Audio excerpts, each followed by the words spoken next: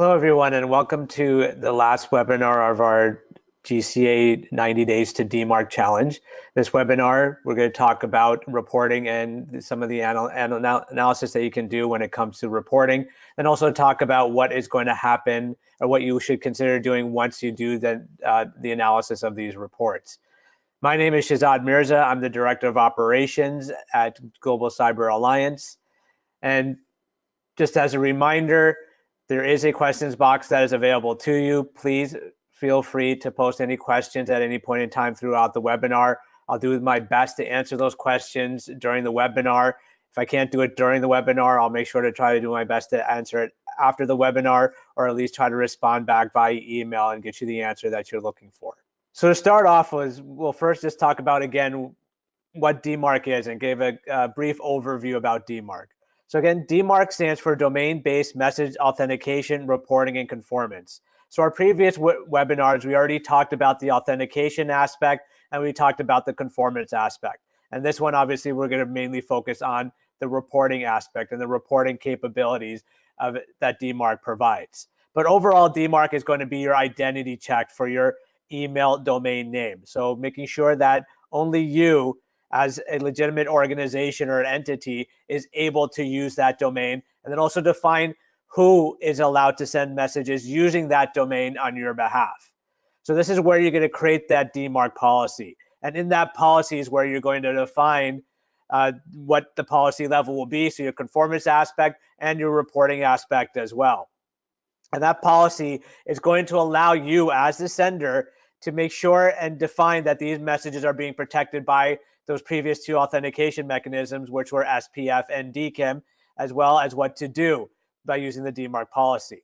This way, the receiving side, as long as they have DMARC verification enabled, will know what to do if any of those authentication mechanisms were to pass or to fail. So this way, depending again on your policy level, the message could just pass right through as if DMARC didn't exist, or it could end up in your spam folder or completely dropped and not even delivered whatsoever. So remember, when it comes to the policy level, you have your three policy levels of none, quarantine, and reject. You can enable reporting capabilities on all three levels. There is no restrictions in terms of reporting. So as long as you make sure you add the appropriate tags to your policy. Now, what are those tags?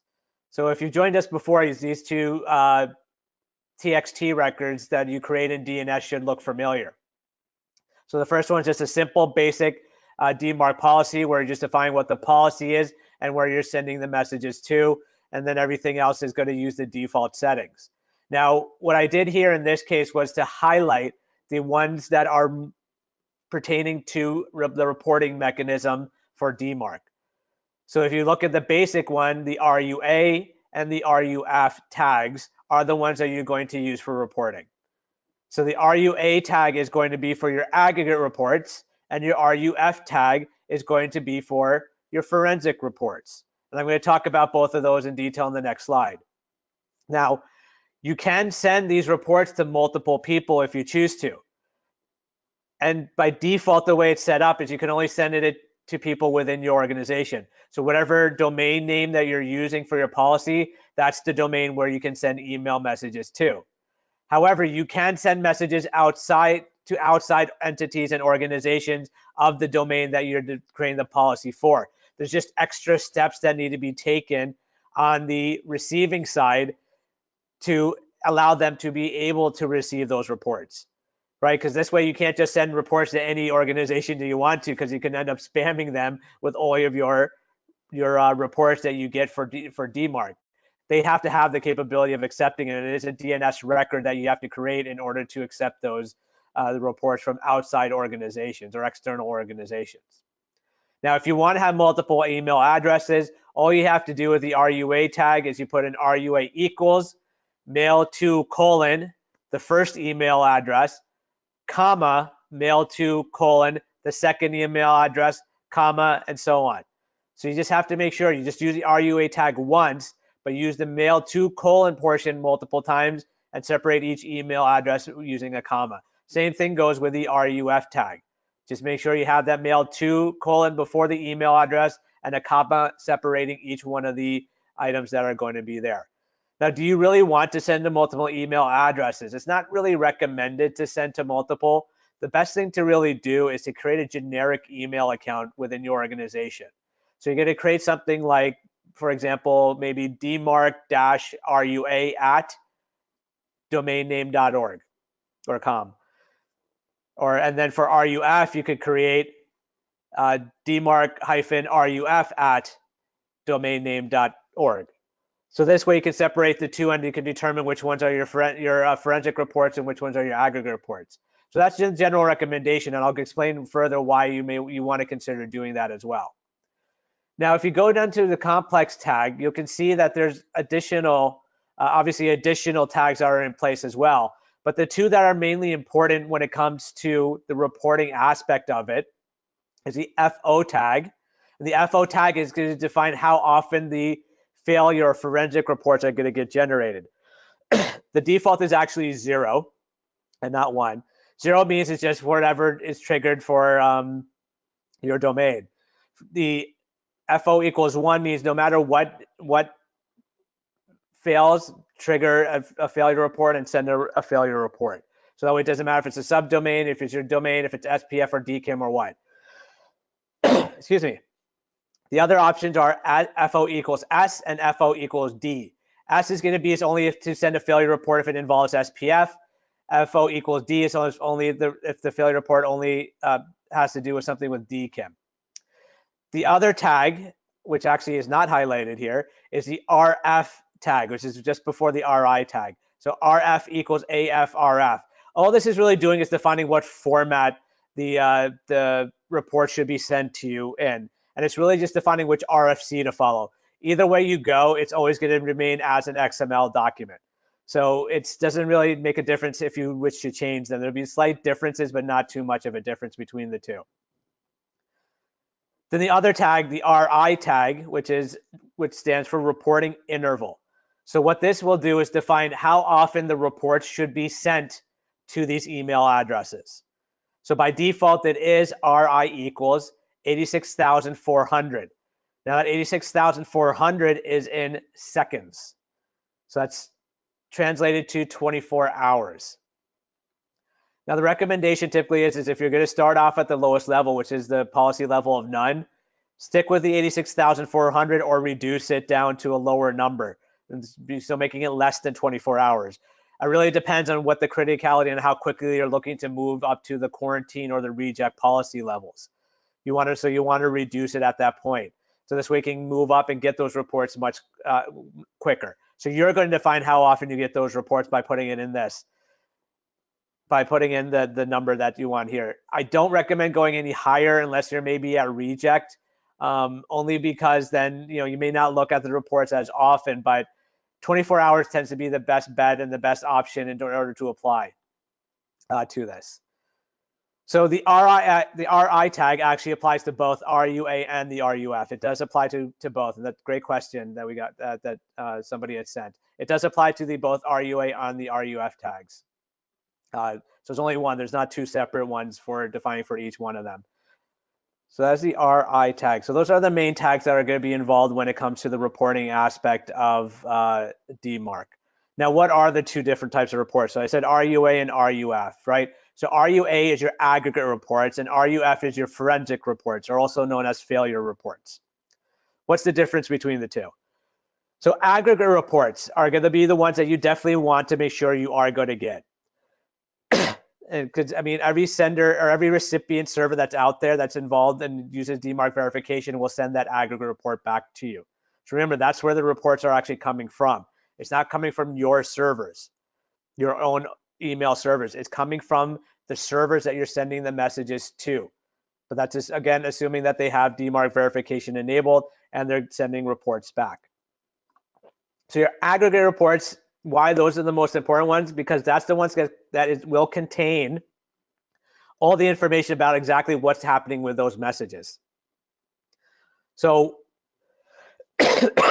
assume that you're going in a 24-hour period and you stuck to the 24-hour period. What will happen is whenever you send say 100 messages to Google users. What will happen is within a 24-hour time frame, you will get back a report from google.com saying that these 100 messages were sent in the past 24 hours. These were the IP addresses that sent those messages. This is the policy that was applied to those messages. If there was an override to the policy, it'll give you an option there, because in case somebody did set up override, decided to use their own policy rather than yours. And then it's going to also define what part of DMARC failed. So we'll give you information about DKIM. So with DKIM, it'll tell you what domain was being used in DKIM, whether DKIM passed or failed, and what about alignment as well. So whether it passed or failed in terms of DMARC. Same with SPF. It'll tell you what domain was being used for SPF. It'll tell you whether it passed or failed for DMARC and for SPF itself as well. So it'll give you all that information in there. So again, it's an aggregate report. It's not going to say that for necessarily each and every single message. So it's not necessarily going to be where you have one report that will have 100 lines in it. It may aggregate those messages within the report as well. So meaning that if one sending IP address sent about 50 messages and then 10 other ones sent the remaining 50, it will split those amongst those evenly. And we'll give you that information in that case. So there would be some level of additional analysis that may need to be done. So if you need to know specifically what email, what it was, or that was impacted, the aggregate report will not give you that information. You'll have to do some analysis in your server side to determine within that time frame what was sent to Google users and what could have been the message. So that's going to be your aggregate report. So that's highly recommended you get those aggregate reports. The forensic reports are actually good as well, but there is a slight problem with the forensic reports. But before we go into that, what the forensic report is actually going to do is not really technically a report. When it comes to the forensic reports, what actually you do get back is the actual message that failed, that failed one of the checks. So that message will actually be the full message. It'll contain who sent it, where it was sent from, where it was going to. It'll have the subject, the message subject in there. It'll also have the full body of the message. So that's what a forensic report. So it's not technically a report, but the actual message that failed one of the DMARC checks. That's what you end up getting back from the forensic aspect of it. Now, the thing is with forensic reports that you can probably figure out by what type of information is contained in there is that not everyone on the recipient side is going to send a forensic report back to you. And this for various reasons.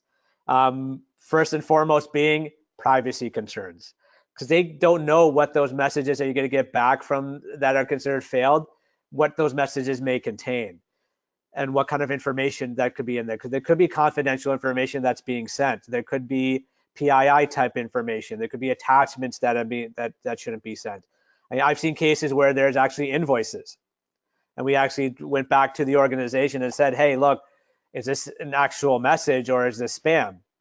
And it ended up being a valid invoice. So we ended up making sure that we would no longer see any of the forensic or failure part of it, because we didn't want to risk taking and falling under any type of privacy issues or privacy concerns. So that could be a problem on that side. So that's why not many vendors are going to do that. Now I know Google for a fact has decided no longer to send forensic reports, and I believe Microsoft is going to be following suit as well, and some organization. Some of the larger like mail providers and ISPs are going to follow suit as well. And the other problem is it could be potentially high volume of these, because in most cases, like they could be valid messages, but I've also seen a lot of out of offices come back as well. And I know a few people have been asking us about Exchange systems and out of office replies and other types of tools with out of office replies. It seems to be an issue in that case, and we're looking into what potential fixes are for that type of aspect. So this is why you're not going to really see too many forensic reports, and you're probably definitely not going to see anything coming up from other countries as well, because there are strong privacy laws that in each country that is going to, they're not going to want to send that information in any way. Now, like previously indicated, that the way these reports are actually sent to you via email is actually going to be a zipped file. So there could be various types of zip files. It could be a .tar, a .zip, .tar.gz, or so on. There'll be various types of zip files, and inside of that zip file will be an XML document. So in that XML document, you're more than welcome to open it and review it and look at it that way if you choose to. Not recommended, and we'll talk about that in a little bit. But again, like mentioned before, you can send this to multiple addresses. Now, the other thing is, and this is where I made the recommendation of sending these messages to a generic account, is that you could potentially get a large number of reports. How do you know how many reports? It could be quite difficult because it really depends on how many messages you send on a daily basis. If you send millions of messages out on a daily basis, a good chance you're going to get probably hundreds of reports back. It really depends on how many recipient systems that you're sending it out to. And the length of that report could be quite large as well. So this is where you want to be careful. For example, there's one Department of Technology for one city that we've been working with. They probably get about, I want to say, 15 to 20 reports on a daily basis. So that's a city.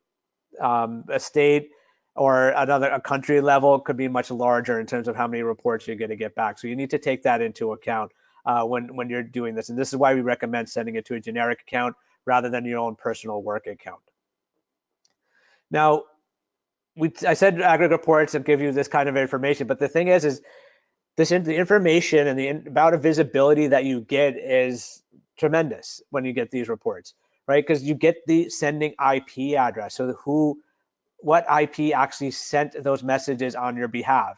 But it's not only going to be the ones that are authorized, but it's also going to be the ones that either you're not aware of and are actually valid. They could be on the list. And the ones that are absolutely unauthorized, they're going to be on the list. This is why you get those from that aggregate report. So you get your unauthorized, your authorized, and now at that point, you have to do some level of analysis to determine that IP address. Is it one that belongs to your organization? Is it something that's within your organization, and should it be valid? And that's where you get to go back and make adjustments to things like your SPF and to your DKIM your DKIM settings. And hopefully eventually over time, the only things that are left are going to be your unauthorized senders. So you'll still get the list of authorized, but you also have your list of unauthorized. So what can you do with that? Right. So the IT staff obviously is going to be able to, correct issues and make those, make sure the valid messages are actually being delivered and not getting dropped by the policy.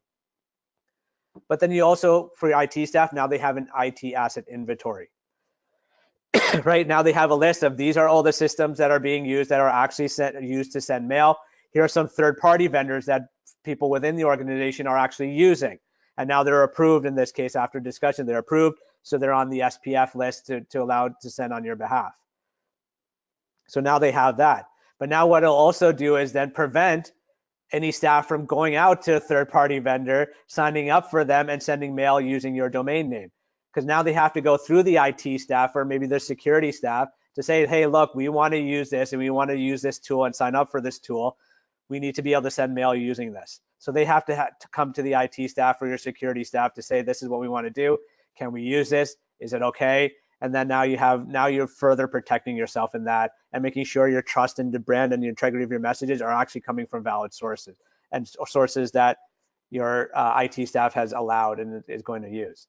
Then now the other half is going to be those unauthorized should end up being your spammers and your phishers, right? So not only are you now blocking them from using your domain name, but you could potentially use that information as source of further types of spam or phishing attempts that come from other domains using those IPs, right? Because those IP addresses probably they could rotate, they may change, but they could also be ones that are actually the people who are going to use other domains to send spam or phishing type email messages. So you could potentially use those to block those on your DNS blacklist or block list. On your anti-spam, anti-phishing tools, you could always put those in there, and then have them age so they get reviewed every so often, or they just time out and get dropped from the list. So that's the amount of information that you can get reports, and there is going to be a level of analysis that needs to get done. So here's a sample of an aggregate report. I'm not going to show you a forensic report because that has sensitive information. I actually wanted to send you something that was valid and something that was actually that you could look at. And this is a valid one. This is actually ours. And, I didn't make this up and put globalcyberalliance.org in there. This was actually when we first created our policy and we were at the quarantine level. So you can see what an XML report looks like. And this is just a snippet. I think this is probably, I don't even know, maybe less than a tenth of what the actual report was.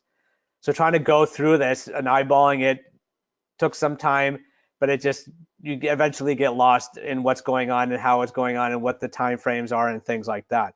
So it is recommended not to do this. You want to really use something that's going to allow you to read this in a human readable format. Now, before I tell you the options that you have available, what I wanted to show you an example of an aggregate report that's actually human readable. So this was using a free tool.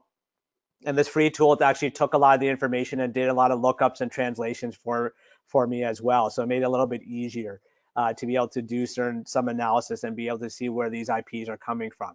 Because again, what the report will not do is it won't give you this PTR column. It won't give you this. It won't give you the country as well. So these are information that's actually missing from it. And this tool was able to translate some IPs, so that way it saved us time than having to look up and figure out where that IP address belonged to. So Global Cyber Alliance does actually use Google G Suite, so that's why I made it easier, because I knew that Google.com is valid for our organization. I mean, of course, I needed to make sure these were actual valid Gmail systems, but they are valid Gmail systems.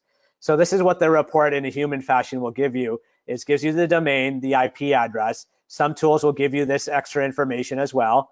How many messages were sent by that particular IP? So this is why I was mentioning before that if you have 100 messages sent to like Google users, this report may actually show on their message count, instead of 1, it may show 50, because there were 50 messages sent from that IP address. So it's not going to necessarily say that one message for every single IP. It'll be say 50 if that one IP sent 50 messages. It tells you what policy was applied and the override reason. Now, in this case, our policy was set to quarantine, but the policy applied, it says none, because if you go to these last few columns, everything passed and it was aligned. So that means that everything was fine. DMARC was good. So none of the messages that were being sent by these systems needed to go into quarantine. They were actually coming from a valid source, right? Because SPF is going to be your list of valid domains and IPs that are allowed to send on your behalf. So in this case, the domain says Global Cyber Alliance. So Global Cyber Alliance matches the domain Global Cyber Alliance. So that made sense. So and then when it looks up SPF, it's going to say, well, SPF is going to pass because these IP addresses are on the list for SPF. So therefore, it's aligned with DMARC because the domains actually match up. Same thing with DKIM. So in terms of DKIM, it's going to say, again, global. It's going to say that Global Cyber Alliance is the domain that's being used in the DKIM signature. So therefore, it passed. So it actually checked the DKIM key, make sure everything aligned correctly. It passed correctly. The alignment occurred with DMARC, so DMARC passed as well because the domain and the actual sending domain actually matched. So this is something that's going to show you what an aggregate report that actually worked and actually went through. So what other things should you look for? So let me show you a few that were actually problematic. So in this case here, this was when we were having DKIM issues. So we were actually working with our DMARC vendor, or sorry, not DNS vendor. So we have a third-party vendor that we're using. And when we were putting in our DKIM key, we decided to go with the highest value for a DKIM, which is 2048 for the key strength. Problem was that the vendor at the time did not support 2048 initially, so meaning I couldn't go through their site and just create the TXT record and put this in. I actually had to go through their staff, so I had to create a ticket, have them actually put it in, call them and tell them to put it in right away. Well, the problem was that they didn't put it in correctly. They actually put in half of the string, not the full string. So that created a problem. So therefore, what happened is when it checked everything, SPF was fine because I was able to put in SPF myself without any issues or any problems, but DKIM had issues. So the domain was right for DKIM, but it failed and DMARC failed. Why did it fail? Because when I looked at the DKIM key, the key wasn't fully implemented. It wasn't implemented incorrectly, so therefore it failed. So luckily enough, I was able to I changed the policy down to none, so that way there wasn't a level of an impact on any messages that were being sent, because it would have actually caused a problem because we wouldn't be able to send messages to ourselves. or to anyone outside. Everything would have gone to quarantine, and we didn't want to have that. So I had to switch it to none and make sure that we had DKIM in place correctly. And this is where the second one, perm errors, when they got almost there, but they've left out a few letters, so that created a problem and created an issue. So those are things you have to look at. This is why you want to start off at none and not just jump to quarantine or reject, because when you're making these kinds of changes and adjustments, you want to start off the lowest level, make these changes so that way it doesn't actually impact your message. So here's one that's possible spoofing. So again, I had to do analysis in this in case to determine whether this IP address was actually valid and something that we actually use at Global Cyber Alliance. So then it helped that this tool did the translation for me, so I could go and look up who SSSSSmail.com is, and that's in, I believe that's German, the German flag for Germany. So in this case, we never use this, and our policy was at quarantine. So whoever sent messages using this domain in Germany, this message failed because one, SPF, this IP address, which is IPv6, IP address was not on our SPF policy. So therefore, this domain doesn't match this domain, and the IP address is not on our SPF, so this failed. So it says none here because SSSSmail.com is a valid domain for this IP address. So it might say that, but it failed DMARC because we don't use this domain or this IP address. And for DKIM, there was no DKIM setting, so there's nothing to check. But DMARC failed because we're using DKIM in this case. So the policy that was applied was quarantine. So this message got quarantined. So whomever got this one message, it went into their spam or junk folder.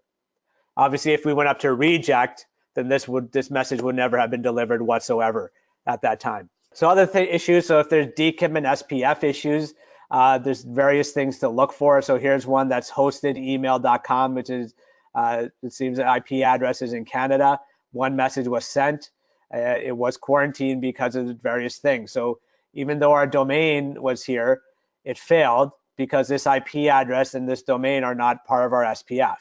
A soft failed because we were using it for SPF. We used a tilde at the time, tilde/also. It did a soft fail, but this ended up not being valid in this case, so it failed SPF.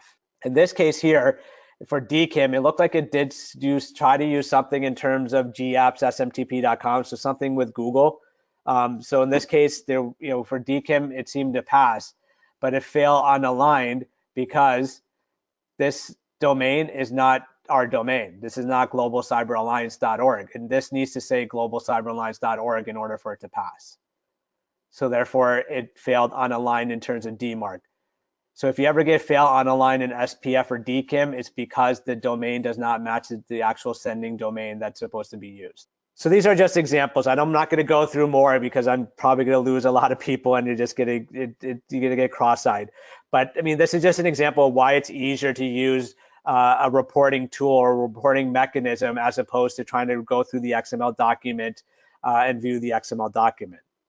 So you do have various options in terms of what you can do in terms of reading these reports. One option is obviously you can always create your own parser.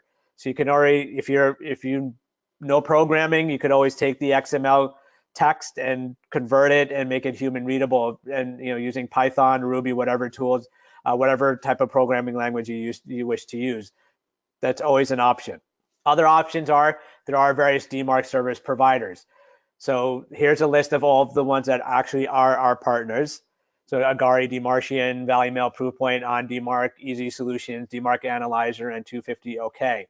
There obviously is going to be a cost depending on whom you go with. Each one provides different aspects because in some cases, some of these organizations could provide more than just DMARC. So like, for example, Agari, Proofpoint, Easy Solution, and 250 OK provide more capabilities than just DMARC aggregate reporting and report analysis. They'll actually provide you with other email fraud type protection. They provide you with inbox analytic tools. Like 250 OK will actually provide you with inbox analytics tools, which is great for marketing teams. They'll provide gateways and things like that. So they do provide other capabilities. People like DMARCian, On DMARC, DMARC Analyzer are more of a portal view. So you can send the reports there. They'll give you a nice portal to be able to view everything, but you have to do your own analysis and do everything in that case. But they give you that nice full aggregate review. Same with Valley Mail. So Valley Mail actually does the same thing as the rest of them, but they focus more on DMARC, but they can actually help you as well. So they provide you guidance in terms of getting what you need to get done and try to get you up to the reject level as quickly as possible, as does Agari and some of the other organizations. So these are some of the DMARC providers. So we didn't want to leave people hanging. If you want to try these vendors, they provided and allowed for a free trial during this 90-day challenge that we have, but these trials expire on February 28th. That's the last day to try to use them and go through each one of them. So you still have time. So you still have about half a month left to give it a try, or less than half a month left to give it a try.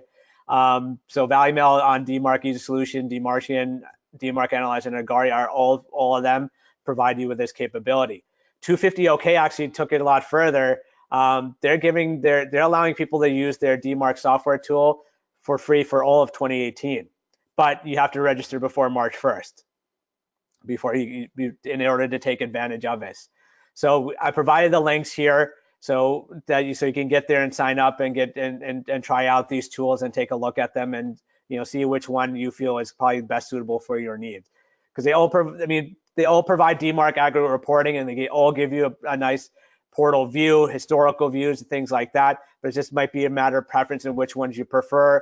Or maybe you're already using some of these organizations like Agari or Easy Solutions or Proofpoint for other capabilities. So you may want to just talk to them about the DMARC capabilities as well. So those are the options you have when it comes to the DMARC vendors. Again, all of it, in this case, just for free for a certain time period. But eventually there's going to be a cost at some point in time if you decide to continue to use any of them. But we also wanted to give you free options. So this way, again, so something to start off with. So this way, again, if you want to send reports just to yourself and just to see how many reports you're getting on a daily basis and whether you can handle those reports using some of these free tools, then you can do so.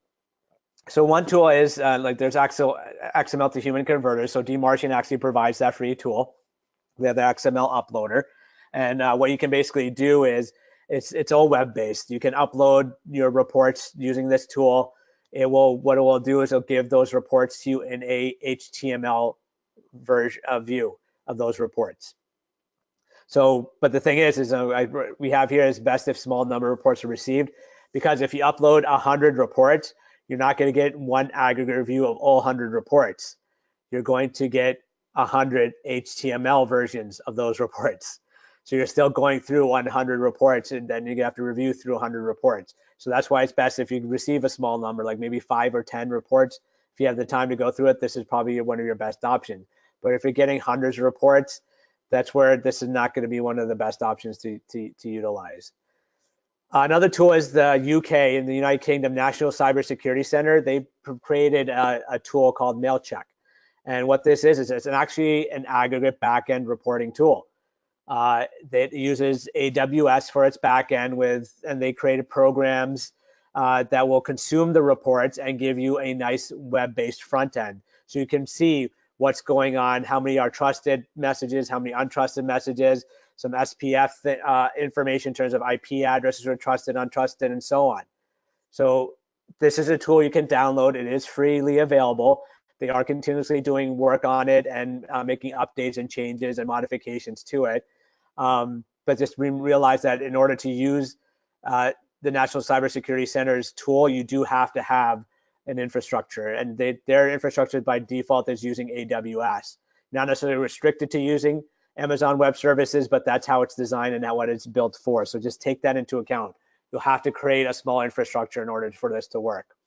DMARC analyzers, there are various ones out there as well. So Postmark, dmarc.postmark.app.com. They actually are another email vendor. They do DMARC services as well. So they do have paid services also, but they do have a free service, which the way it works is you actually send them the reports, and on a weekly basis, they'll send you a single summary of those reports and what type of, so that we have a summary of that information. It's not bad. It's, but I would really recommend using that when you're more at the reject level than starting at the lower levels. because you want to get those reports on a daily basis and be able to review those reports and make the changes and adjustments right away. When you're a reject, maybe the weekly report might be better for you, so this might be an option for you. DMARCanalyzer.com does have a free tier as well. It's very limited in that capabilities. I think it's like to limit the number of messages and then, sorry, the number of reports and the number of days and things like that in terms of when you upload the reports there, send reports there. MX Toolbox is another one. We haven't used it I haven't used it personally on my own, but when we ran scans for DMARC against multiple domains, MX Toolbox has constantly popped up. So we're putting this on the list as well. Then there are third-party tools. So LinkedIn, SendGrid, and Yahoo created their own tools also. They are freely available. They do require some level of server-side work on your part as well. So it's not just something you can just download and expect it to immediately start working. You do have to do some level of installations.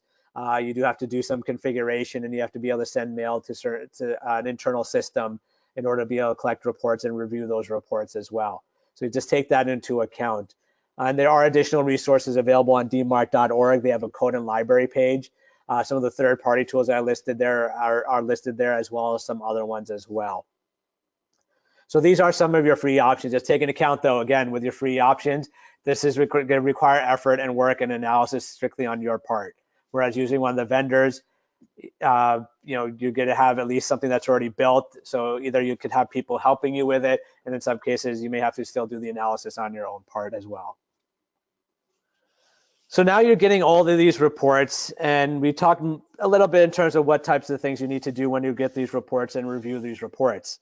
But the key thing is to review these reports and to make sure that you figure out who is authorized and who is unauthorized. So really, again, obviously the thing you're going to do is anyone who is considered authorized, make sure they're on your SPF and your SPF policy. Make sure the IP or domain is actually listed there. Check to see if they have DKIM capabilities, because if they have DKIM capabilities, you want to make sure that you actually put them in and create the DKIM key for that. Because remember, you can have multiple DKIM keys. That there is no restriction on how many DKIM keys you can have. You really shouldn't have a lot, but I have seen cases where people do have at least 5 or 6 DKIM keys on their end, and that's because of the third-party vendors. So once you make those adjustments and when you make and changes to your SPF and DKIM, then make sure you move up to the next level. So either jump right up to reject, or if you want to still play it a little safe, then go to quarantine. But when you're at quarantine, just take into account that at some point in time, there's going to be valid messages that go into that spam folder. And it's going to make it difficult for the end user to determine whether that actually is valid or not, especially if there is unauthorized or illegitimate messages coming to that spam or junk folder as well. Now you're expecting the user to be able to tell the difference between the two. So you don't want to stay at quarantine too long, because at some point in time, it can hurt your reputation. And people are just going to think that, well, if it's in the spam or junk folder, just ignore that message. It's not valid.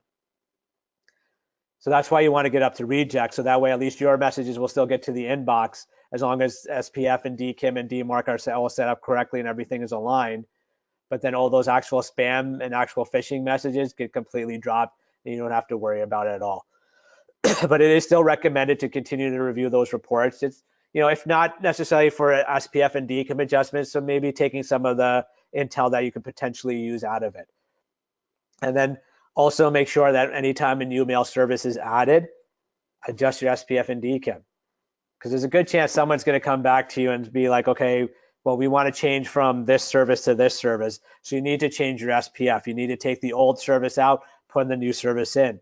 Take the old DKIM key out and put in the new DKIM key and make the adjustments and changes that you need to do. So this is going to be kind of a continuous cycle when it comes in there. But it's going to really be up to you when you're at reject how often you want to review those reports and take a look at what's going on with those reports.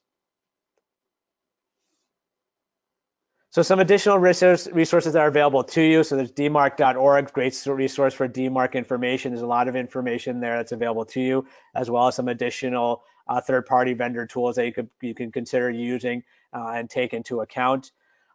We have multiple webinars that are available on our DMARC.globalcyberalliance.org. So if you missed our previous webinars during the 90-day challenge, and if you missed any of the industry panels, you can just go to this site and take a look and go through and review any of these webinars at any point in time. So we have a lot of information that's on that site as well. Once the 90-day challenge ends, we're going to actually create a link to we're going to call a 90-day toolkit. So this way you have all the information right at your fingertips right there. And then we also have a YouTube channel where basically we have lots of videos on there. We have videos for our setup guide. We have videos for our webinar. We have videos for C-level understanding of what DMARC is. We have guides on how to implement DMARC SPF DKIM using Google G Suite, also using Office 365. And we also take recommendations as well. If there's anything that you think that we should consider either creating steps for, running out the steps, or maybe even consider creating a video for, please let us know, and we'll do our best to get to it and try to get what we can and create those types of things as well. So this is the webinar. This is all the information about the reporting that we're providing you at this point in time. Again, just as a reminder, there is a questions box that is available to you. Please do not hesitate to post any questions that you might have. I'll answer those questions as best as I can. And if you don't have any questions at this point in time, you have 2 email addresses that you see on your screen. One is gca-dmarc@globalcyberalliance.org. That goes actually to our entire tech team. So that way, if I'm not available, at least somebody can answer your question. But you can also just send me an email directly at smirza@globalcyberalliance.org. I used to work for a 24/7 SOC. Most of you may have heard of the multi-state ISAC. So I'm used to a 24-hour schedule. So don't hesitate to send me an email. So I'll do my best to respond back, but don't necessarily expect it in the odd hours. This webinar will be available. So we did record this. The recording will be available to everyone within 24 hours.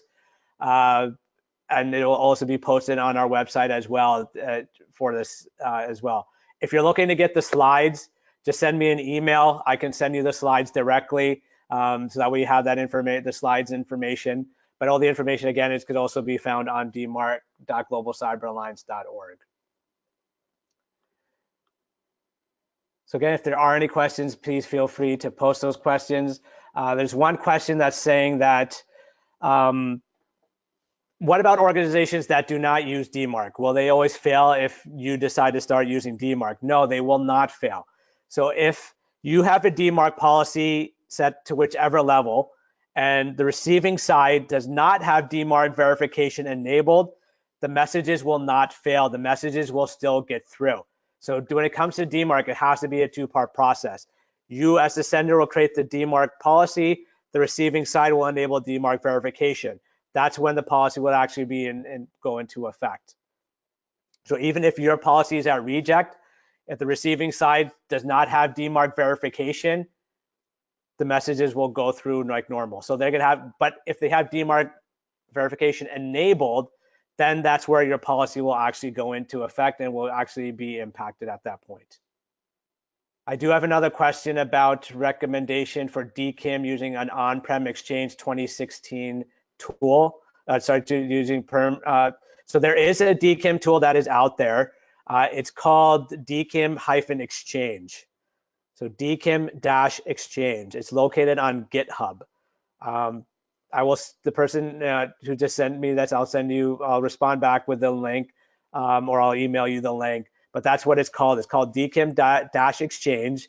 A large number of people have actually used that. It's actually being recommended by the DMARC vendors as well to use. It will be installed on your Exchange server. From what reports have said, that it does not impact your system. It does not slow down message delivery or send time, and there's limited to no performance impact on your system whatsoever. So there is a question about WordPress. I have not heard too much about in terms of getting emails from WordPress to be DMARC compliant. If it really depends on who's sending it. If WordPress themselves are sending it on your behalf, you're gonna have to work with WordPress to be able to set that up correctly and set that up. I haven't got too many questions about WordPress, but I'd be happy to take a look at that and send you any information I can find about emails from WordPress to be DMARC compliant. And again, we do take recommendations because like that's a great recommendation for WordPress. That's one we never really thought about. So we will actually take a look at WordPress and see if we can find information. And there's a good chance that there are other people actually that need that same level of information. So if there are other tools or other ones that you out there, we do plan on releasing a list of third-party systems that work with SPF and DKIM, so that way people have an idea what to do and what they can use for this. Oh, so here's actually a recommendation. Thank you. So the person says for self-hosted WordPress, you can install the SendGrid, Mailgun, or Spark Post plugins to route mail on behalf of the site. All that can be set up and enable DKIM and SPF, which is true. SendGrid is probably the better one to use. Because I've a lot of great information on that. A lot of people do use it for DKIM especially because it's easier to route mail through the SendGrid system. So there's one recommendation is to go ahead and to use the SendGrid, Mailgun, or Spark Post plugins to route message on your from your site on your behalf. So if you're being spoof phished, what is the best way to get the site taken offline? Who can help with that? It's a good question. So there are various groups that are out there, like the anti-phishing work group. And then there's places like Spam House and so on that you can actually report this information to. You could also, try to report this to things like your local law enforcement or to FBI. The chances of law enforcement actually being able to take the site down might actually take some time, but you'll probably actually get better luck by going to someone like APWG or to Spam House or some other blacklist systems to get those sites taken offline. But again, don't expect it to be immediate. It's going to be something that is going to take some time. The best thing to do in order to protect yourself is that if you're getting those from those emails, take the domains from them. Take the domains and put those domains into your anti-spam and anti-phishing tools. That way you can further protect yourself from the future or any other potential ones coming from that, so messages get dropped. But otherwise, it's best to report it to those organizations. All right, I don't see any more questions. So I just want to thank everyone again for attending the webinar. Again, this webinar will be posted on our website. You should also receive an email with a copy of the webinar as well.